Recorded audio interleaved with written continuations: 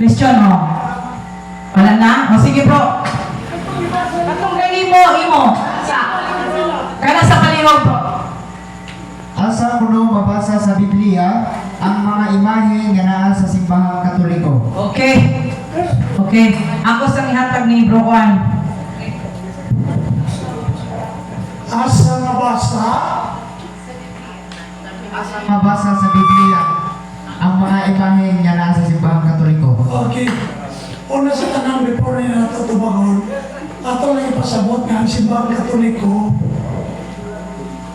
wala matudlo niya ng kung dili mabasa, dili tuwan ha. Dili na pagtulunan sa simbahang Katoliko, kung dili kang Martin Luther na pagtulunan, Bible karon, kung di mabasa, ayaw to dili na siya ang pagtulunan brother sa atong simbahan. Kung kinsa magaling ang nagpadaan ng nasuhat, ato lang siya pamanuan. Ang simbahan Katoliko, dili mo ipagtulunan na kung dili mabasa, dili na tuhan. Now, ano man? Tungod kay sa Mateo, sa 1:21-25, isuwat dito, nga daghan pa kadyo ang gibuhat ni Kristo, mawala maswat sa Biblia.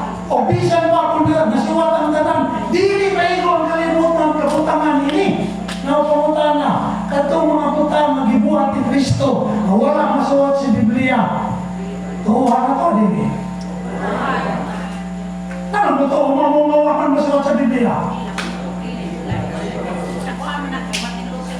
Okay. So, brother, masabot lang, no? Ang pagtulong na sa simbahan ng Katoliko, dili inana. Kung dili mo to, dili mo basa, dili tuhan. Ano man, napa? Sa Juan 20:30, no? Ingon dito, no? Daghang pang milagro ang maghihimo si Kristo, sinaksihan sa iyang mga apostolis na wala masulat nini nga basahon. Pamutan na milagro ni Kristo, wala may suwat sa Biblia, tuhan nila. Okay. So, mauna siya ang ispan sa atong simbahan moderno. Kung hindi na nato siya dili tubagon, pero para konsuelo lang, tubagon lang nato. Pero ato lang di man anak, kay ganang pagtulong na na dili mabasa, dili tuhan kung di mabasa, dili na siya pagtulong na sa simbahan Katoliko. Kaya pagtulong na sa simbahan Katoliko, dili lang Biblia, kung dili napay tradisyon, napay magisteryo. No? Nagkasalamat, ano to? So thank you Bro Lilo. Sa ato sa ihatag, napay kayo po ng verse ni Bro Shane. Palayo ko kasi Bro Kaloy sunod ni mo. Unang-una, ang termino sa pangutana, asa mabasa. Kana nga statement, gikan na sa lima kasulat sa ibinto ni Martin Luther. Including na diha ang Sola Fide, Sola Scriptura, ang Sola Christus, o Sola Deo Gracias, o katong sa kasulat. So, ang Sola Scriptura, mga panudlo ni Martin Luther nga asa mabasa. Pag dili mabasa, dili tuhan. So, kung Martin Luther nga, dili na tinudlo sa simbahan. Karon, kumingon ta nga asa man niya mabasa sa Biblia, kanang mga larawan nga naaba na sa Biblia. So, ang tubag niya na, wala tayo mabasa.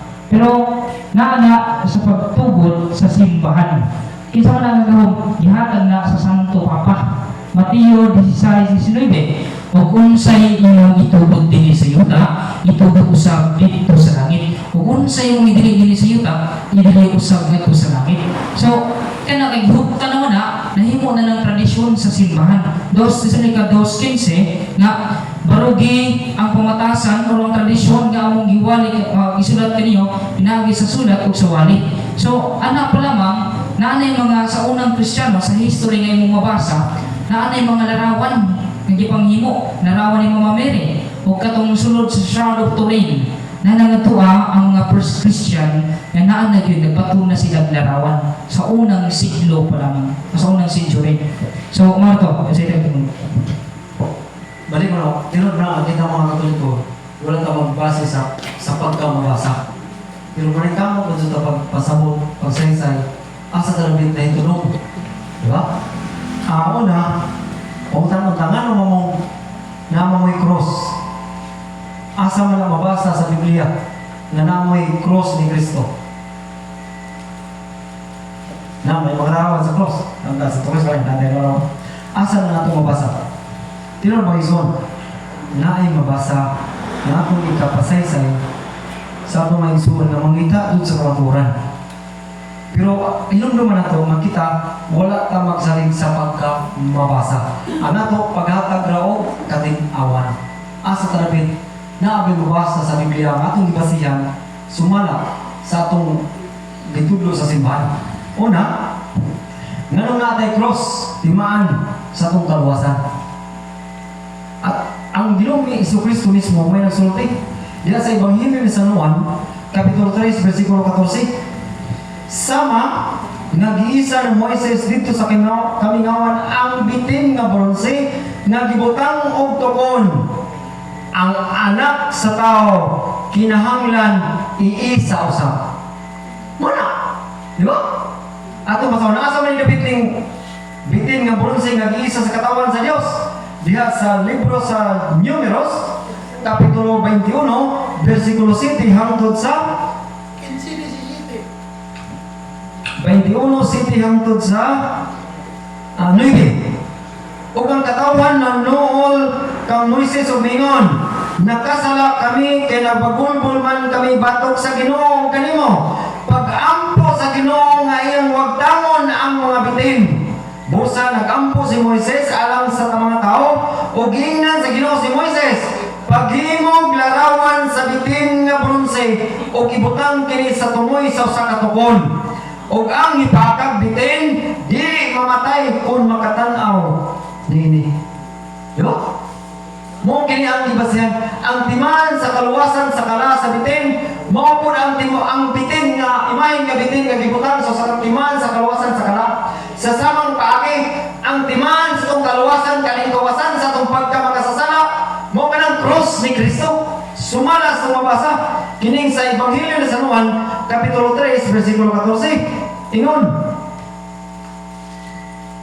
sama nga giisa ng Moises dito sa kamingawan ang bitin nga bronze nga gibutang og tukon. Ang anak sa tao kinahanglan nga iisa sa timaan sa atong kaluwasan. Ug asa kita magkatigom naagayod ka ng timaan sa itong pagkakapit na sa sumala sa mabasa sa sulat sa Ebanghelyo ni San Juan Kapitulo 12 versikulo 36 mga iso.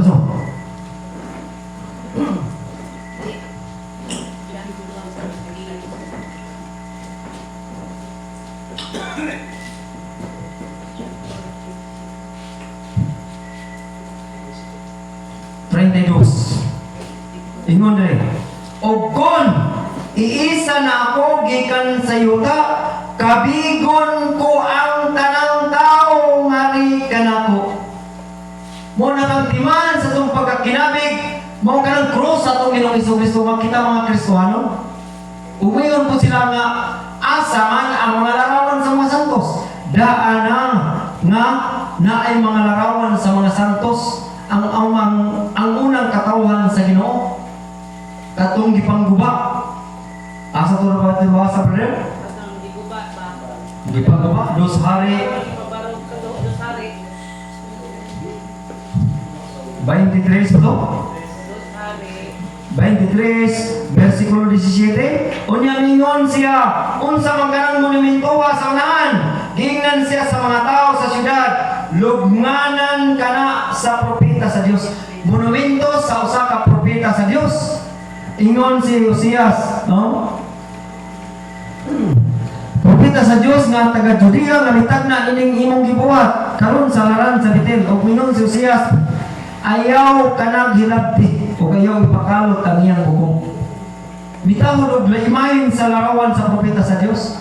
O kita nganong naman kita mga apostoles, sabi mga larawan sa mga apostoles, sila mga apostoles o mga bayani. Kung si Rizal na sa tanang munisipyo sa Pilipinas sa samang bagay, ang atong bayani na po sa simbahan. Himaan, talanaon sa ilang pagka-martir. Sumalas tumabasa sa sulat ni San Pablo ngadto sa Korinto, Kapitulo 4, versikulo 9. Ingon ini. 4:9. Sa akong una-una, ang Dios nagbutang kanamong mga apostoles sa labing ubos nga kahimtang. Sama kami sa mga tao nga gihugman o nga patyo na tubangan sa katawan. Usa, katalan-ahon alang sa tanang anghel o sa tanang santos o sa tanang tao. No? Usaon man pagpakita, pagpailang na sila ng mga martir kung walay mga imahin. Usaon na to, diha sa simbahan. Naa sila na ito ibutang. Timaan sa ilang pagkamartir. Talanahon sa tanang mga anghel na sila mga martir sa simbahan o sa tanang tao. Kita. Usaon man to paghandom sa ilang pagkamartir kung wala kita makita sila imahin na sila kini si San Pedro, kini si San Pablo. Wala nga moingon. Asa man na nagwasak? Mawasa. Kaya ang kani silang mga sekta, gusto lagi sila litra por litra, pero ang balikon, wala ta magsalig sa pagka mabasa o dili pinagi sa tulog kahaligi. Ang magisterium, ang Biblia o ang tradisyon. Pero mangita man sila doon at ikasaysay. Asa kita dapat mag-abi. Anay pong tanah. Ang versikulo Shane. Ito pala. So, ang pinagdagdag ni gamay na kanang sunod sa templo, ang Diyos napuno ka dyan ng larawan. Mabasa na ito nasa Ezekiel, Kapitulo 41, versikulo 41, 22. So, diha pa lamang ang sulod sa templo sa Diyos, napuno ka dyan na sa larawan. Ang sa mga larawan na, muna ang larawan sa palmera, sa kirubin, o sa mga tao, o sa kahayupan. No, nga ang katunga, dili tao, o ang katunga, hayop, leon. Nya, kanang mga butang wala lagi kundem sa Ginoo, kundi mingon pa siya sa Kaalam, Kapitulo 6, versikulo 10, inre, kining mga bulaang butang. O kung inyo kining tagdon sa paagi nga balaan, kamo mismo isipon nga balaan. Kung makakaton kamo nining pagtulon-ana, makahimo kamo sa pagpanalipod sa inyong kaugalingon sa adlaw sa paghukom. Mismo ang Ginoo nga ipapalaan kanang lugar. So mao po na mga kaigsunan. Okay, na bro. So klaro nga ang mga butang ang kininalita kay naaman ta sa balaan man ang magtutukod. So ang sumusunod mga balaan gayon. Suna sa atong simbahan. Kay lisod man ang simbahan ang balarawan, budiga man ang resulta. Budiga sa kanang kupras. O sige. Ug ang mga mamuak og mga larawan kaaway sa Ginoo. Di ba? Kaya naman yung mga Katoliko mga madalas sa sekta, ang ilang inisisyon, pamukod ng mga sagrado ng mga imahe. Kaaway sa Diyos. Sumala sa mga basa sa libro sa mga Salmo, Kapitulo 74, versikulo 4 hanggang sa 5. Ang imong mga kaaway nagsinggit nga nagmadaugon diha sa imong templo. Giilog nila ang templo nga ilang ipakayag ang pagalingon nilang Manila at ilhanan silang kadaugan. Sama sila sa mga namumutulog kahoy sa ilang pagpangguba pinagi sa wasay o gilumpag nila pinagi sa langatsa o martilyo ang kahoy na may mga libo. Kaaway sa Ginoo ang mga tao nga mamuak o mga sagrado nga malarawan. Muna nga luoy ang atong mga igsoon.